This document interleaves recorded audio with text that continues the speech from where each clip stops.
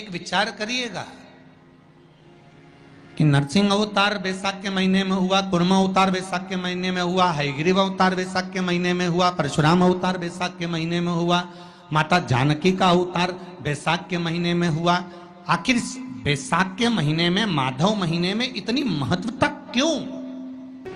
बैसाख के महीने में पड़ने वाली एकादशी, चतुर्थी, प्रदोष, अमावस्या, पूर्णिमा, शिवरात्रि, ये सभी इतनी महत्वपूर्ण क्यों हो जाती है?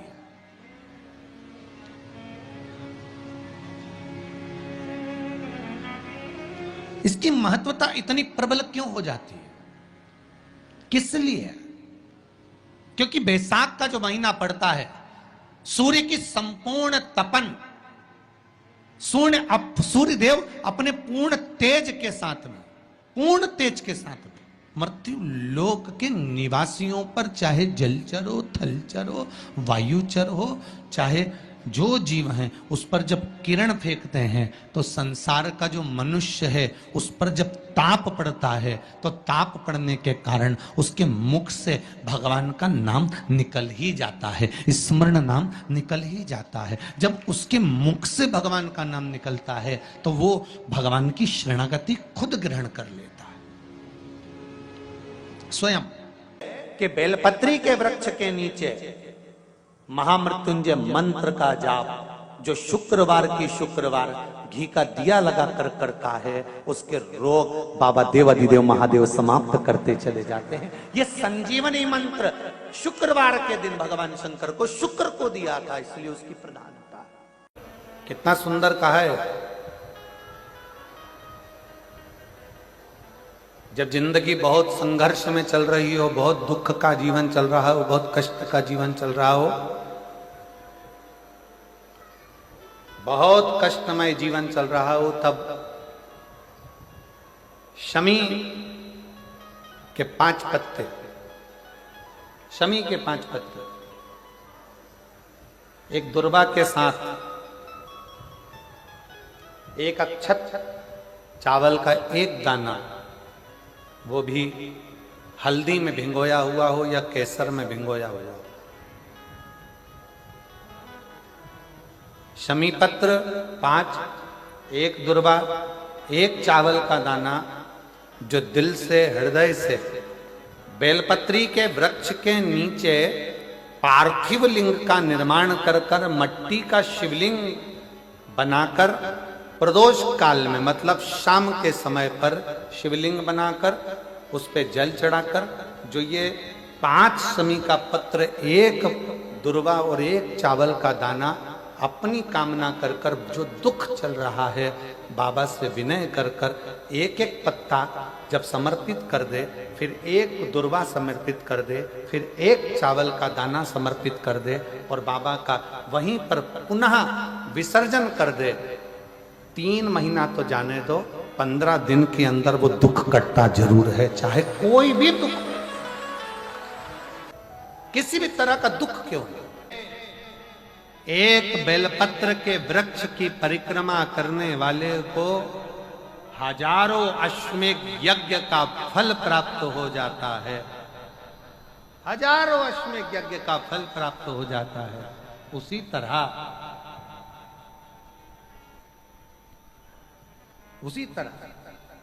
एक पार्थिव लिंग का निर्माण करने वाले को, मिट्टी का शिवलिंग का निर्माण कर कर पूजन करने वालों को 12 ज्योतिर्लिंग के शिवलिंग के दर्शन का पुण्य फल प्राप्त।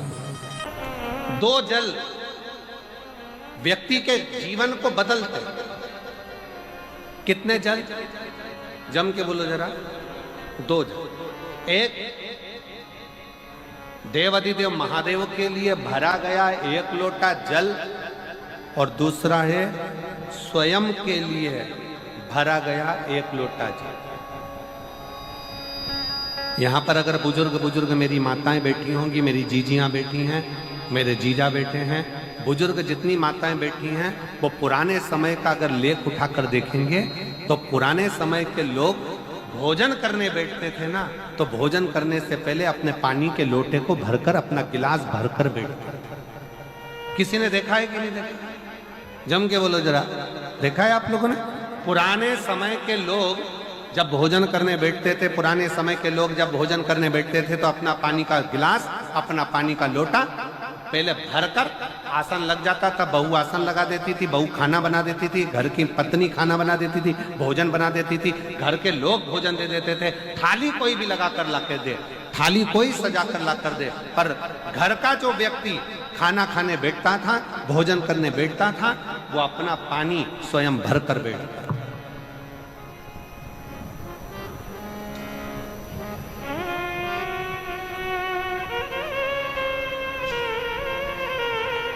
अब आज के जमाने में दुनिया के लोग कहते हैं मैं दुकान चला रहा हूं, दुनिया के लोग कहते हैं मैं घर चला रहा हूं, दुनिया के लोग कहते हैं मैं ये कर रहा हूं। तुम अपना खुद का पानी भरकर तो बैठ नहीं रहे और कह रहे हो कि घर चला रहा हूं। स्वयं का एक गिलास पानी व्यक्ति नहीं भर पा रहा। कितना सुंदर कहा है महाराज जी, बहुत सावधानी से सुनिएगा। दो जगह का जल व्यक्ति के जीवन को बदल देता है। एक शिव के लिए भरा गया जल और दूसरा स्वयं के लिए भरा गया जल। स्वयं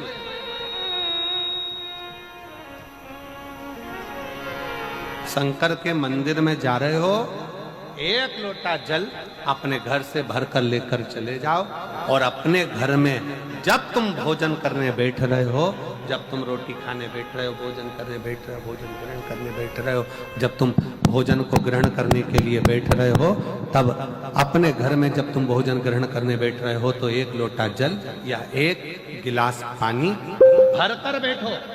बहू अच्छी है, पानी भरेगी, मना नहीं है। बेटा अच्छा है, पानी भरेगा, मना नहीं है। पोता अच्छा है, पोती अच्छी है, नाती अच्छा है, पंती अच्छा है, घर में सब अच्छे। तुम्हारी पत्नी भी अच्छी है, तुम खाना खाओगे तो वो पानी ला कर दे देगी। तुम्हारी बहू भी अच्छी है, तुम भोजन करोगे तो वो पानी ला कर दे देगी। तुम्हारा परिवार का हर व्यक्ति अच्छा है, तुम्हारा कहना मानता है। तुम जीमने बैठोगे, भोजन करने बैठोगे तो वो पानी ला कर देगा। पर शिव पुराण की कथा कहती है, जो व्यक्ति भोजन करते समय अपना जल स्वयं भर कर बैठता है, उसकी जिंदगी में से 3 रोग समाप्त हो जाते हैं। कितने रोग समाप्त हो जाते हैं? 3।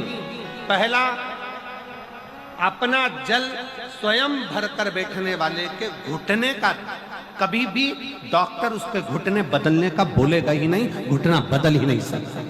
स्वयं का जल भर कर बैठे। दूसरे नंबर पर, जिसकी रीढ़ की हड्डी में कमर से लेकर कंधे तक जिसकी हड्डी में दर्द होता हो, या जो सुबह सुबह सोकर उठता हो और उसके कंधे दुखते हो या पीठ दुखती हो। दूसरे नंबर का रीढ़ की हड्डी का दर्द। और तीसरे नंबर का, डॉक्टर को दवाई खा खा कर परेशान हो गए और आधा सिर का रोग, भुकुटी, ये भौएं दुखती हो, सिर दुखता हो, ये कान के पास का दर्द होता हो, तो अपना भोजन करते समय अपना पानी स्वयं भर कर बैठो। आपको ये 3 रोग से मुक्ति अपने आप मिलना प्रारंभ हो जाए, अपने आप। अब किसी ने कहा, गुरुजी पत्नी पानी ला कर देती है, पति पानी ला कर देता है, बेटा पानी ला कर देता है, बहू पानी ला कर देती है, पोता पोती पानी ला कर देते हैं, नाती पंती पानी ला कर देते हैं, नौकर लगे घर में वो पानी ला कर देते हैं, सेवादार लगे घर में वो पानी ला कर देते हैं, तो हमको पानी लाना क्यों जरूरी है?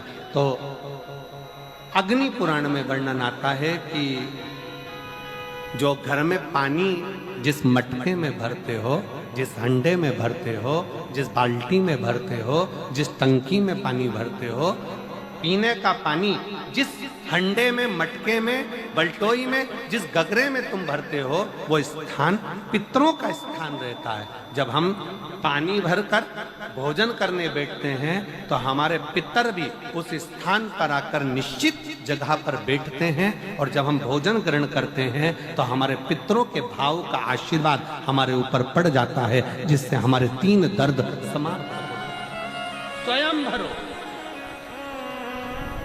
स्वयं।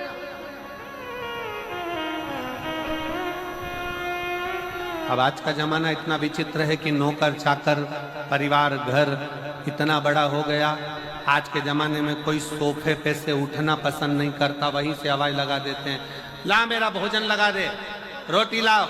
रोटी आई तो मालूम पड़ा पानी ला कर रखा बहू ने। वो बहू ला देगी, बहुत अच्छी है, बहू बेकार नहीं है, बहुत अच्छी, बेटी बहुत अच्छी है, ला देगी पानी, भोजन भी लाएगी, पानी भी लाएगी, सब कुछ लाएगी।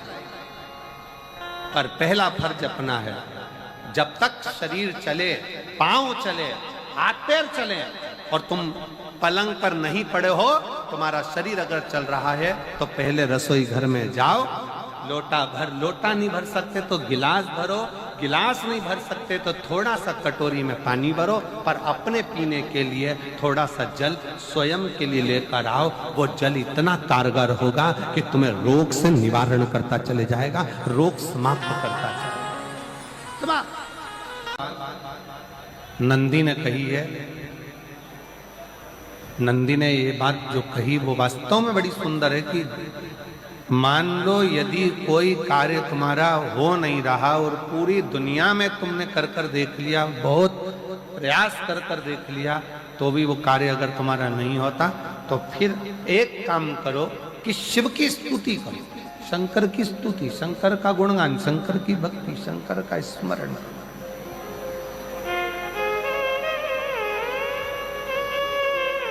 फिर शिव की स्तुति करिए, शंकर से विनय करिए, शंकर से निवेदन करिए, शंकर का गुणगान करिए।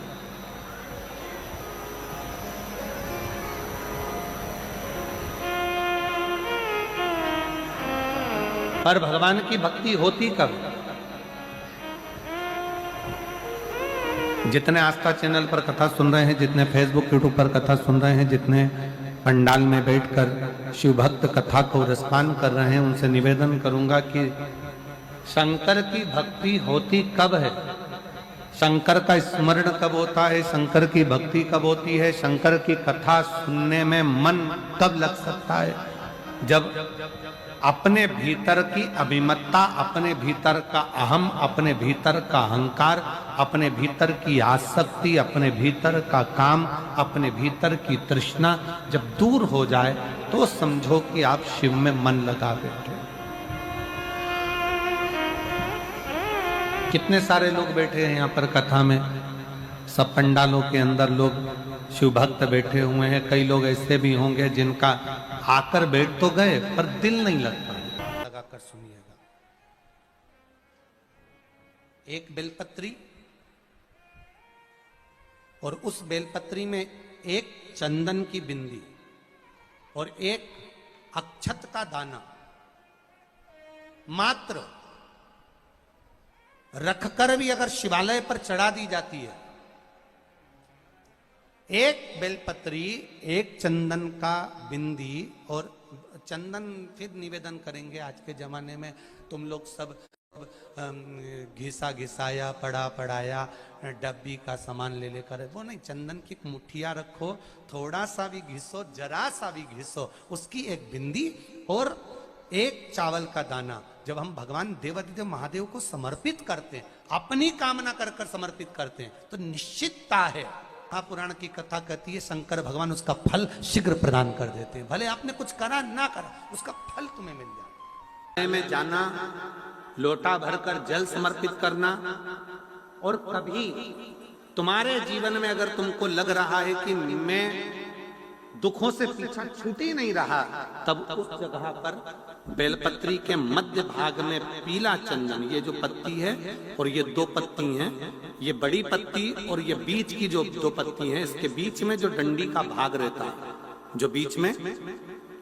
डंडी का जो भाग है, बड़ी पत्ती और ये दो छोटी पत्ती के मध्य में जो डंडी का भाग है, उस डंडी के भाग में पीला चंदन और एक अक्षत पीला, शंकर भगवान को आप अगर प्रदोष काल में समर्पित कर रहे हैं, तो ये निश्चित है कि धीरे धीरे कर कर वो दुख समाप्त होगा, वो दुख कटेगा ही।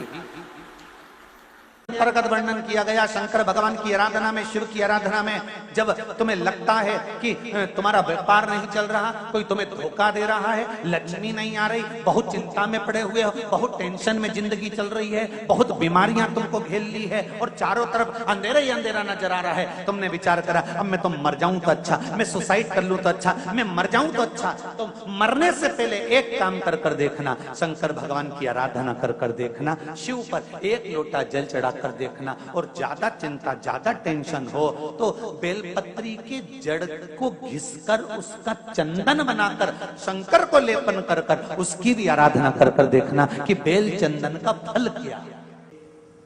बेल पत्र, एक बेल, ये कोई साधारण नहीं,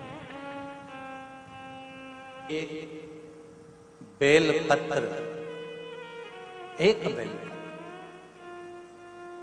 ये कोई साधारण नहीं, एक बेल। इसकी नीचे की डंडी से लेकर ये दो पत्तियां जहां लगी हैं और दो पत्ती से लेकर ये बीच की जो पत्ती है उसमें जो गैप है, उसमें जो जगह है, दिख रही है आपको? ये दो पत्ती से लेकर बीच की पत्ती के बीच में जो जगह खाली रहती है, 33 कोटि देवी देवताओं विराजमान रहते हैं इस बीच की जगह में। जब शिव जी को चढ़ाया जाता है तब इस पत्ती के बीच की जगह शंकर के शिवलिंग पर रखा जाता है, तो शिव जी इतने प्रसन्न होते हैं कि मेरी स्तुति करने के लिए ये भक्त 33 कोटि देवताओं को लेकर आया है, मेरी स्तुति करने के लिए। लोग चावल लाए, लोग अंबारियां लाए, धन लाए, दौलत लाए, संपदा लाए, पर एक शंकर का भक्त ऐसा होता है जो एक बेलपत्री के रूप में 33 कोटि देवताओं को, 64 योगिनियों को, आदि शक्तियों को शंकर को समर्पित करता है। कितना सुंदर संवाद है, कितना सुंदर बात कही कि भूल से भी, भूल से किसी तीर्थ में नहीं गए, कहीं हमने गौदान नहीं करा, कहीं हम किसी तीर्थ में नहीं गए, हमने कहीं गौदान नहीं करा, हमने कहीं ब्राह्मण भोजन नहीं कराया, हम कहीं गंगा, यमुना, कावेरी, सरस्वती, नर्मदा, छिपरा, पुण्यवान नदी में हम स्नान नहीं कर पाए। शिव महापुराण की कथा कहती है भूलवश भी अगर पिपलेश्वर या बटकेश्वर किसी शिवालय पर भूल से भी अगर एक लोटा जल चढ़ जाता है तो देव अधिदेव महादेव सारे तीर्थों का फल अपने आप प्रदान कर देते हैं। भूल से भी चढ़,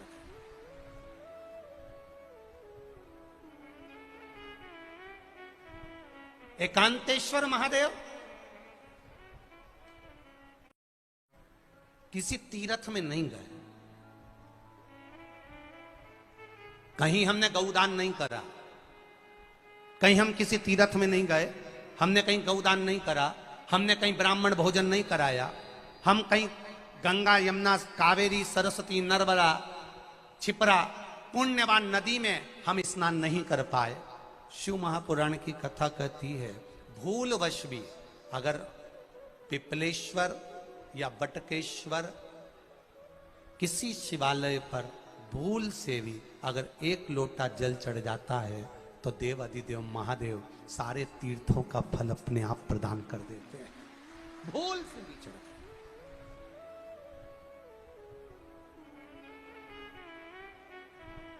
एकांतेश्वर महादेव जो कि एकांत में बैठा हुआ है, एकांतेश्वर महादेव अकेला बैठा है अलमस्त होकर। आप जा रहे हो गाड़ी लेकर, आप 4 व्हीलर गाड़ी में जा रहे हो, ट्रैक्टर में जा रहे हो, ट्राली में बैठकर जा रहे हो, क्रूजर में बैठकर जा रहे हो, 2 व्हीलर गाड़ी में बैठकर जा रहे हो, और एकांतेश्वर महादेव का मंदिर दिख गया कोई एकांत में, भले उसका नाम नहीं मालूम तुमको कि कौन सा महादेव, और अकेला बैठा है जंगल में, वृक्ष की छांव में, एक ओटले पर, कोई दीवार नहीं, कोई जाली नहीं, कोई गेट नहीं, कुछ भी नहीं।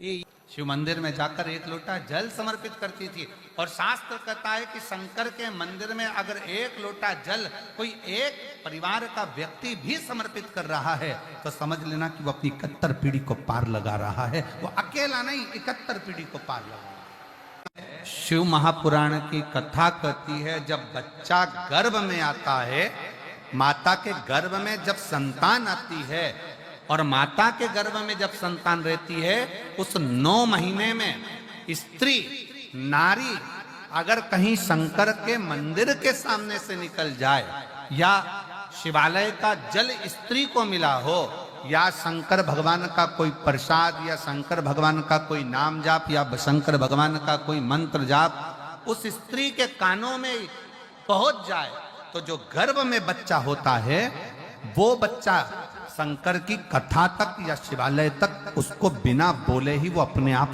चला ही जाता है, पहुंच ही जाता है। उस गर्भ में रहने वाले बच्चे को भगवान शंकर के मंदिर के सामने से भी कोई गर्भवती स्त्री निकल कर चली जाती है तो उसका भी फल उसको प्राप्त हो जाता है, उसका भी फल उसको प्राप्त हो जाता है। और वो फल साधारण नहीं होता।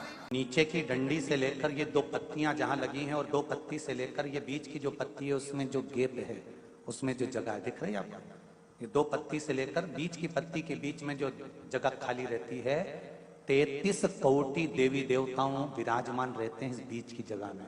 जब शिव जी को चढ़ाया जाता है तब इस पत्ती के बीच की जगह शंकर के शिवलिंग पर रखा जाता है, तो शिव जी इतने प्रसन्न होते हैं कि मेरी स्तुति करने के लिए ये भक्त 33 कोटि देवताओं को लेकर आया है, मेरी स्तुति करने के लिए। लोग चावल लाए, लोग अंबारियां लाए, धन लाए, दौलत लाए, संपदा लाए, पर एक शंकर का भक्त ऐसा होता है जो एक बेलपत्री के रूप में 33 कोटि देवताओं को, 64 योगिनियों को, आदि शक्तियों को शंकर को समर्पित करता है।